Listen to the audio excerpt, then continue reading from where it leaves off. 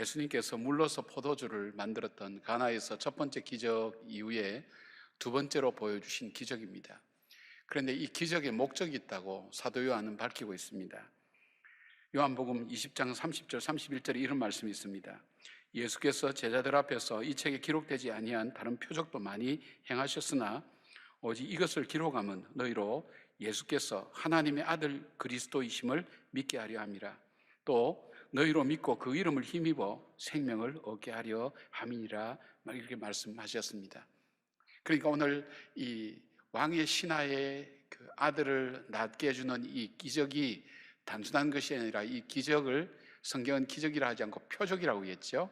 표적은 반드시 무언가를 증명하고 나타나기 위한 것인데, 그것이 뭐냐면 이것을 볼 때 우리 마음속에 예수님께서 정말 나의 구세주가 되시고 생사화복을 주관하시는 하나님이구나 하는 것을 믿는 믿음과 더불어서 예수 그리스도의 생명력이 우리 가운데 넘치게 하기 위한 목적이 있다는 말씀을 예수님이 하셨습니다. 그러면 오늘 우리가 이 사건을 묵상할 때 우리 속에 우리의 믿음이 더욱더 굳건해지고 지쳐가고 힘들어가는 우리 마음속에 정말 예수님이 살아계시는구나, 하나님이 살아계시는구나, 그 하나님은 우리의 죄를 씻어주시는구나, 정말 참된 소망이 바로 이 하나님 안에 있구나 하나님 믿음이 여러분 속에 충만해져서 바로 이 왕의 신하가 겪은 이 감격과 기쁨이 단순히 왕의 신하만이 아니라 오늘 이 자리 예배 참석하는 또 영상으로 예배를 드린 여러분의 신앙의 고백이 되고 또 지쳐가고 힘들어가는 여러분 속에 다시 한번 새 소망을 가지고 출발하는 그런 역사의 믿음이 되기를 바랍니다. 오늘 이 본문을 바라보면 어떻게 해서 기적을 만들어가는 믿음이 될 수 있는가, 기적이 어떻게 해서 이루어지는가는 로드맵이라 그러죠. 어떤 그런 과정 프로세스를 표현하고 있습니다. 그것을 한 세 가지로 단계를 나누어서 설명하고 있는데 같이 함께 묵상해 가면서 이 왕의 신하가 겪었던 그 기쁨을 우리도 함께 찾기를 원합니다. 자, 기적을 이루는 믿음, 첫 번째 가장 중요한 것은 믿음의 첫 출발은 문제를 가지고 예수님께 나가는 것을 말합니다.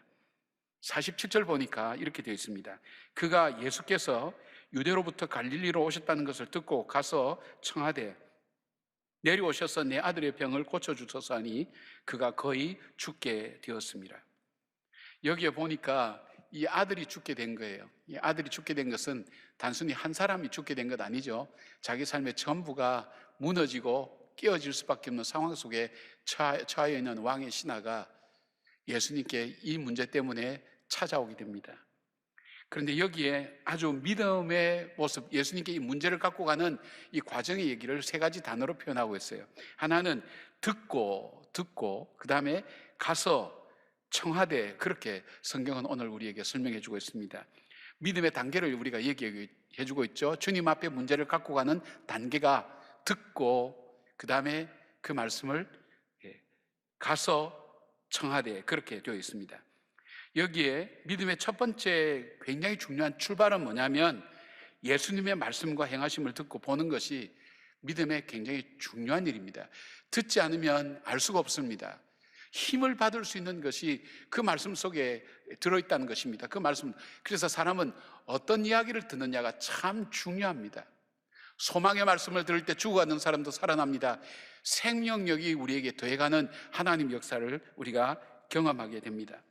여기에 들었다는 것은 듣고 나서 바로 그런 의미를 말합니다. 하나님 말씀. 본문에 이렇게 보니까 명절 중에 예루살렘에서 하신 모든 일을 보았습니다. 그렇게 되어 있죠. 예수님께서 행하시고 말씀하신 것을 그들이 들었다. 그래서 하나님 말씀을 듣는 것이 참 중요합니다. 두 번째 우리에게 믿음의 우리 문제를 예수님께로 가져가는 두 번째 단계를 가서라는 표현이 되어 있습니다. 그러니까 원어 해석하면 예수 그리스도를 향해 떠나갔다 혹은 따라갔다. 사람이 들었다고 해서 그것이 행동으로 다 옮겨지지는 않지 않습니까? 그것이 행동으로 옮겨지기 위해서는 어떤 마음이 이루어져야 됩니까? 그 마음속에 자기 문제에 아주 절체절명의 위기감을 가져야 되고, 두 번째는 그 문제를 풀어줄 그분을 사모해야 됩니다. 열망해야 됩니다. 나는 내 문제를 풀 수 없다는 것, 나는 내 문제, 이 문제 앞에 나는 내 인생은 무너질 수밖에 없다는 것, 그 처절한 절망감이 내 속에 찾아와야 되고, 정말 이 가운데서 진짜 소망은 바로 저분에게 있다는 그 열망과 간절함이 우리 마음속에 전제가 될 때 따라갈 수가 있습니다. 아무나 따라가지는 않죠. 여러분, 왕은 정치적으로 되는 거지만은 신하는 실력으로 되는 것 아닙니까? 물론 다르게 되는 경우도 있지만 기본 실력이 있어야 되고 일을 해야 됩니다. 그러면 얼마나 스케줄이 촘촘하게 짜 있겠습니까? 자기에게 주어진 일들이, 해야 될 일들이, 또 명예롭고 또 권세 있는 여러 가지 일들이 촘촘하게 짜 있음에도 불구하고 그걸 마다하지 않았습니다. 이 가버나움부터 가나까지는 30한 2km, 80리 정도의 거리가 됩니다. 요즘처럼 32km 그렇게 생각하시면 안 됩니다. 굉장히 험하고 어려운 길 걸어서 그가 이 32km를 왔다는 것은 자기가 주어진 일이, 자기 신분이 무엇인지, 자기에게 어떤 형편이 있는지 그 모든 것들이 중요하지 않다는 겁니다. 오직 자기에게 주어진 바로 이 아들의 문제를 해결하기 위해서 그 예수님을 따라갔습니다. 예수님이 간 곳을 따라갔다는 것입니다. 그리고 세 번째는 여기 보니까 청하대라고 되어 있습니다. 이 청하대라고 번역한 에로타라는 이 단어는 에로타오의 미완료 시제라는 헬라어 특별한 그 주제를 쓰는데, 문법을 쓰는데, 이 문법의 뜻은 뭐냐면 한 번만 청하는 게 아니라 지속적으로 계속해서 청하는 것을 말합니다. 예수님, 내 아들이 죽게 되었습니다. 오셔서 내 아들을 살려주십시오. 그 이야기를 예수님의 반응이 일어날 때까지 계속해서 지속적으로 하는 것을 말합니다. 청한다는 것은 어떤 사람에게 청합니까, 여러분? 내 부탁을 들어줄 능력이 있고 내 부탁을 들어줄 마음 있는 사람을 청하는 것 아닙니까? 그 주님 앞에 청하는 것을 보게 됩니다. 지속적으로 반응하게 될 때, 그 이유를 성경은 47절 이렇게 말씀합니다. 그가 거의 죽게 되었습니다. 희망이 없다는 거예요. 여러분, 우리가 인생을 살면서 가장 아픈 것은 자녀 문제입니다. 자녀가 아플 때나 또 자녀를 잃어버렸거나 자녀가 겪는 여러 가지 어려움들을 가슴에 우리가 함께 경험하게 될 때 부모 마음이, 그거는 뭐 세상의 어떤 것보다 더 고통스럽고 힘들 수 없죠. 우리가 가장 큰 기쁨이 자녀라면 우리에게 가장 큰 아픔도 이 자녀에게 달려있다는 것을 많이 보게 됩니다. 그 자녀가 지금 죽어가고 있으니까, 생명이 꺼져가고 있으니까 거기에 이 세상에 자기가 더 중요하게 생각하는 것이 무엇이 있겠습니까? 바로 그 아들을 위하여 자기는 자기의 신분을 낮추고, 그리고 자기의 모든 모습을 내려놓고 바로 검증되지 않는 청년, 바로 예수님에게 찾아가서 내 아들을 살려달라고 얘기합니다. 사랑하는 여러분, 이 우리 믿음의 시작은 우리 고난 앞에서 내가 얼만큼 연약한 존재인가를 먼저 고백하는 것이 참 중요합니다. 그리고 그 소식을 듣고 이 문제를 능히 풀어줄 수 있는 그 주님께로 우리가 나아가는 것, 그리고 우리가 간절히 청하는 것, 바로 이 모든 것 하나하나가 바로 믿음의 여정이라는 것을 오늘 이 말씀은 우리에게 전해주고 있습니다. 예수님께서 48절에 이 말씀을 합니다. 예수께서 이르시되 너희는 표적과 기사를 보지 못하면 도무지 믿지 아니하니라. 바로 우리 자신의 현재의 주소를 얘기합니다. 표적과 기적, 그것이 바로 우리로 하여금 우리 마음을 열게 하는 굉장히 중요한 요소라는 것을 보게 됩니다. 두 번째, 믿음은 주의 말씀을 듣고 나가서 간청하는 것이 중요한 두 번째 다음은 주님의 말씀에 순종하는 것입니다. 49절에 이렇게 간청합니다. 신하가 이르되 주여 내 아이가 죽기 전에 내려오소서. 이런 요청에 대해서 50절 주님께서 이렇게 대답하죠. 예수께서 이르시되 가라, 내 아들이 살아있다 하시니 그 사람이 예수께서 하신 말씀을 믿고 가더니 그렇게 되어 있습니다. 여기서 왕의 신하는 예수님을 만나고 예수님의 말씀을 듣고 새로운 차원의 믿음으로 변화되는 일들이 일어났습니다. 예수님의 말씀을 듣고 그는 바로 집으로 갔다고 성경은 그렇게 말씀하고 있습니다. 내 아들이 살아있다는 말만 듣고 내 아들이 살아있구나, 이렇게 그 말을 믿고 돌아갈 사람이 세상에 어디 있습니까? 이 말을 믿지 않으면 돌아갈 수 없습니다. 그래서 오늘 성경이 이 표현을 씁니다. 예수님이 하신 말씀을 믿고 그 사람이 돌아갔다. 이 믿음이라는 피스티오라고 하는 이 단어는 뭐냐면 바로 그 말씀에 대한 것을 믿고 신뢰했기 때문에 내 삶에 변화가 온 것을 말합니다. 여러분, 신앙이 내 마음속에, 말씀이 내 속에 조금씩 들어올 때마다 우리의 삶에 습관이 바뀝니다. 세상을 보는 관점이 바뀌어지기 시작합니다. 해석하는 게 달라지기 시작합니다. 나에게 있어서 내 삶에 주변을 생각하는, 사람을 생각하는 마음이 달라지기 시작합니다. 조금씩 소망의 신랄 같은 희망 같은 게 생깁니다. 뭘까요? 바로 이 말씀이 내 속에 들어올 때, 말씀이 믿어질 때 이 말씀이 나를 만들어가는 겁니다. 이때까지는 세상이 나를 만들고 내가 나를 만들었다면, 하나님의 말씀이 나를 만들어갈 때 그 말씀 속에는 생명이 있고 소망이 있는 겁니다. 그 말씀이 살았다고 선포할 때에, 그 말씀이 된다고 할 때에, 그 말씀을 그대로 믿고 나의 말씀으로 받아들이고 순종하고 나갈 때에 역사가 일어나는 것을 믿음의 두 번째 단계로 그렇게 얘기합니다. 그 사람이 예수께서 하신 말씀을 믿고 가더니, 그래 됐습니다. 세상에 많은 사람이 예수께서 하신 말씀을 의심하고 돌아가더니, 포기하고 가더니, 절망하고 가더니, 얼마나 많은 단어들이 이 사이에 들어갈 수 있는 그런 사람들이 얼마나 많습니까? 그러나 이 사람은 예수님이 하신 말씀을 믿고 가더니 그렇게 되어 있습니다. 여기에 믿었다는 것은 맡겼다, 확신했다, 그런 말씀이 있다는 것입니다. 여러분, 물러서 포도주를 만들 때 어떤 기적이 있었습니까? 이 가나에서 보여준 것이 순종이었습니다. 예수님께서 항아리 아기까지 물을 채우라 그럴 때 그 종이 채웠습니다. 채워진 그것을 연회장에 갖다 주라 그랬습니다. 여러분, 이게 말이 되는 얘기입니까? 그대로 연회장에 갖다 줬습니다. 그런데 물이 포도주가 되면서 연회장에 다시금 그 잔치가 잔치로 바뀌는 역사가 일어나게 된 것입니다. 여기에서 성경이 강조하는 것이 무엇입니까? 믿음은 하나님 말씀을 믿고 그 말씀대로 순종하는 것에 있다는 것을 우리에게 보여줍니다. 믿음은 순종이라는 삶의 행동이 반드시 동반되게 됩니다. 행함이 없는 믿음은 생명력이 없다 그랬습니다. 사람이 있긴 있어요. 생명이 없으면 죽은 거나 마찬가지예요. 바로 이 말씀에 대한 순종이 없으면 죽은 거나 마찬가지라는 거예요. 말씀을 믿고 나갔다는 거예요. 믿음이란 하나님 말씀을 믿는 겁니다. 그 약속을 믿는 것입니다. 그리고 순종하는 것입니다.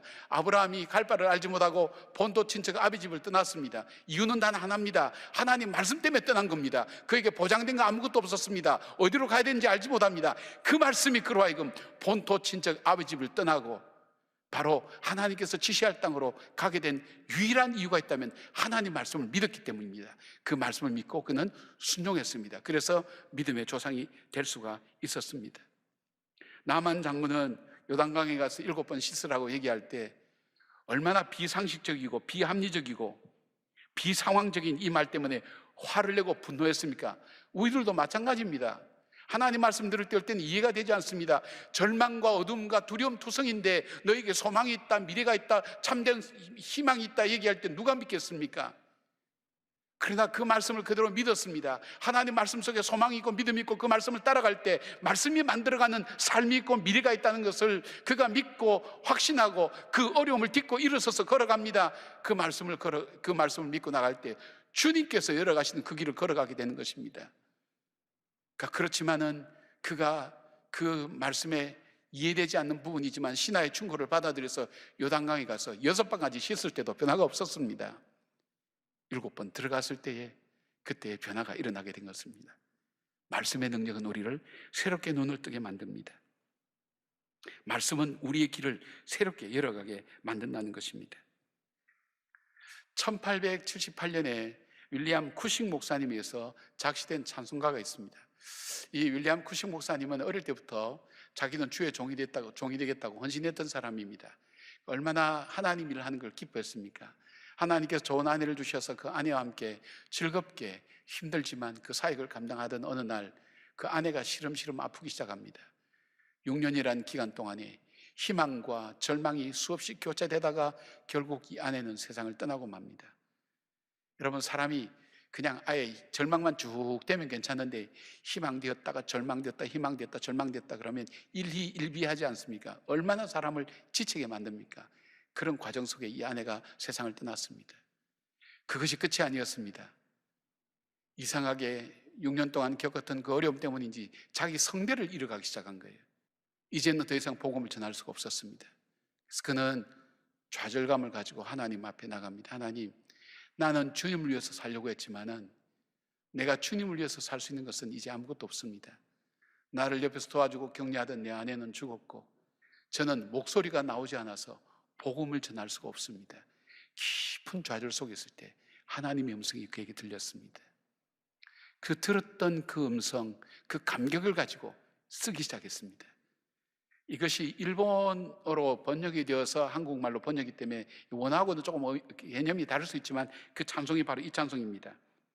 이 눈에 아무 증거 아니 보여도 믿음만을 가지고 늘 걸으며 이 귀에 아무 소리 아니 들려도 하나님의 약속 위에 서리라. 걸어가세 믿음 위에 서서 나가세 의심 버리고 걸어가세 믿음 위에 서서 눈과 귀에 아무 증거 없어도. 이 찬송을 쓰면서 그는 소망을 다시 찾게 됐습니다. 가장 절망의 순간에, 가장 고독과 외로움의 순간에 주 날개미 내가 편히 쉬네.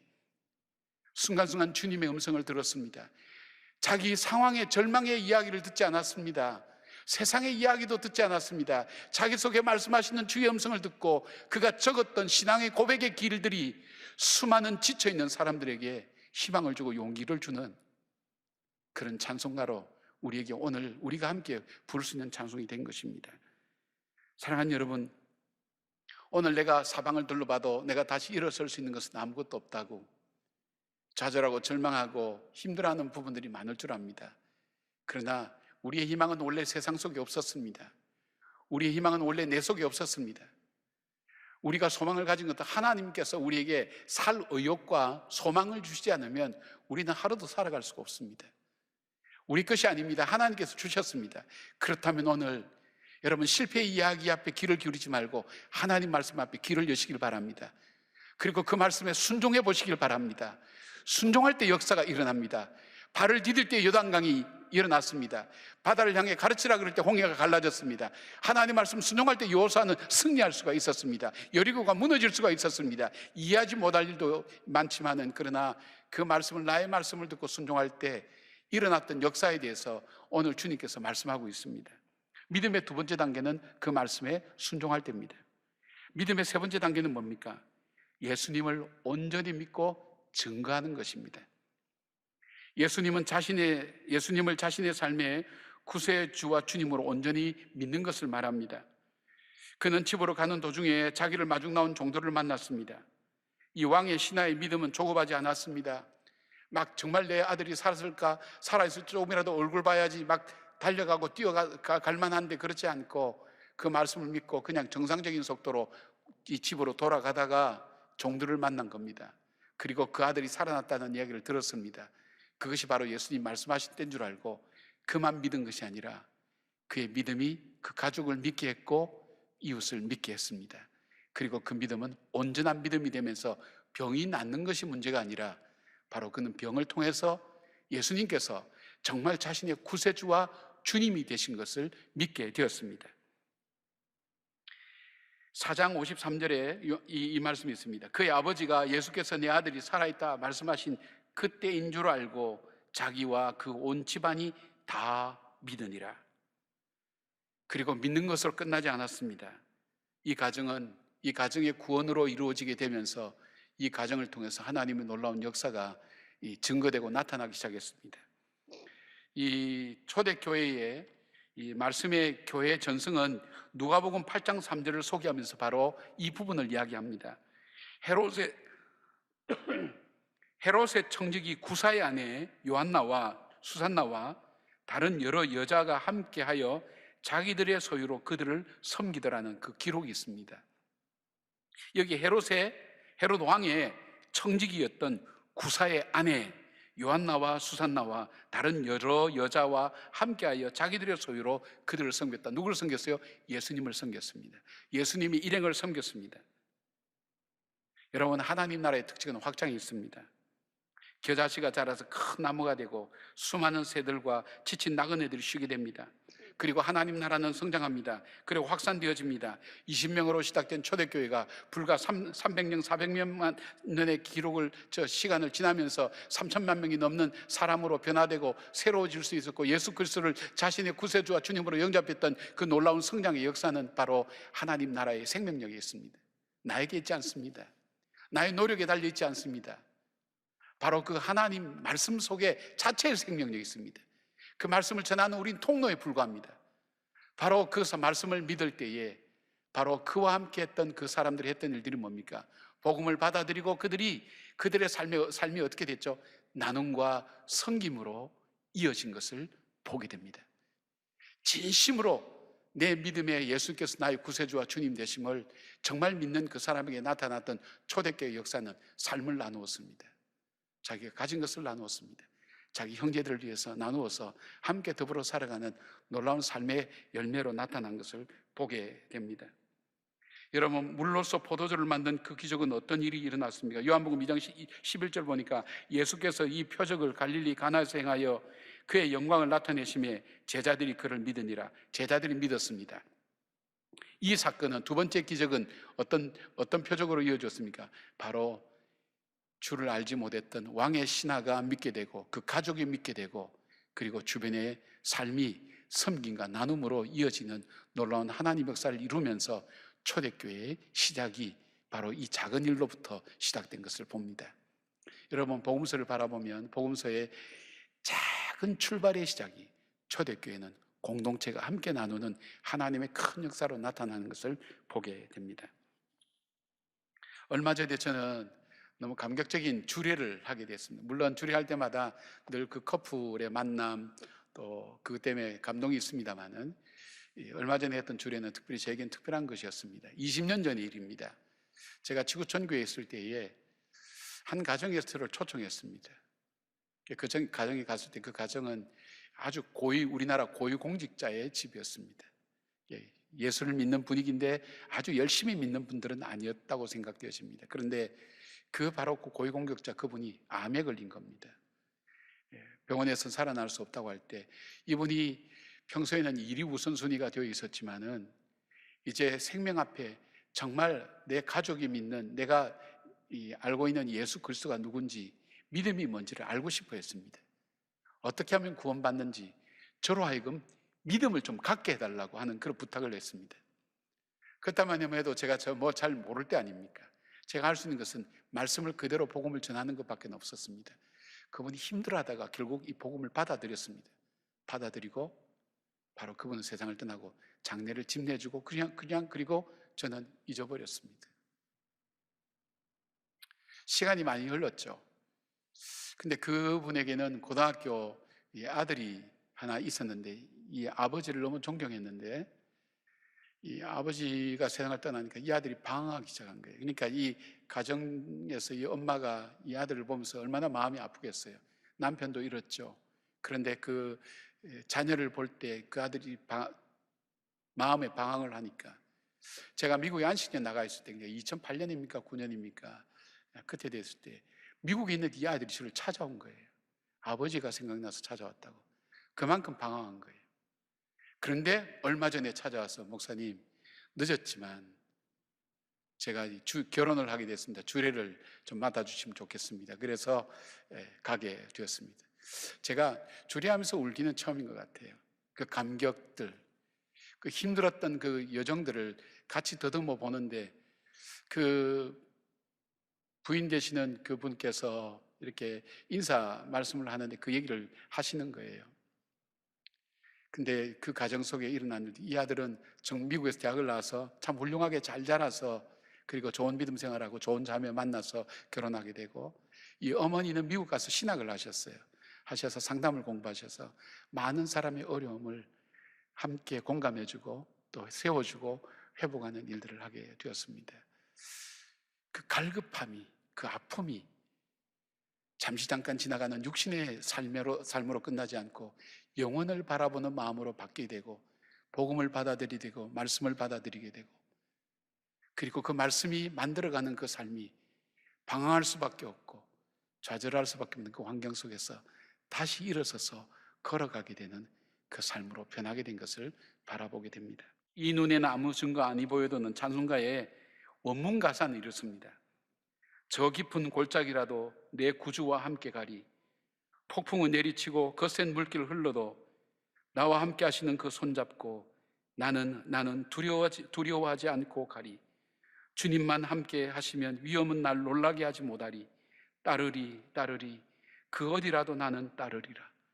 우리 주님과 함께 따라가는 여러분이 될 때에 여러분의 지금의 어려운 일들을 헤쳐나가는 그 한 걸음 한 걸음이 고난의 계단이라 할지라도 그것을 딛고 일어서서 어느 날 하나님께서 우리에게 예비하셨던 길, 우리가 감사하며 찬송하는 그 길 앞에 함께 서서 서로 격려하며 주께서 함께 하심을 고백하는 귀한 믿음의 공동체 되기를 주의 이름으로 축복합니다.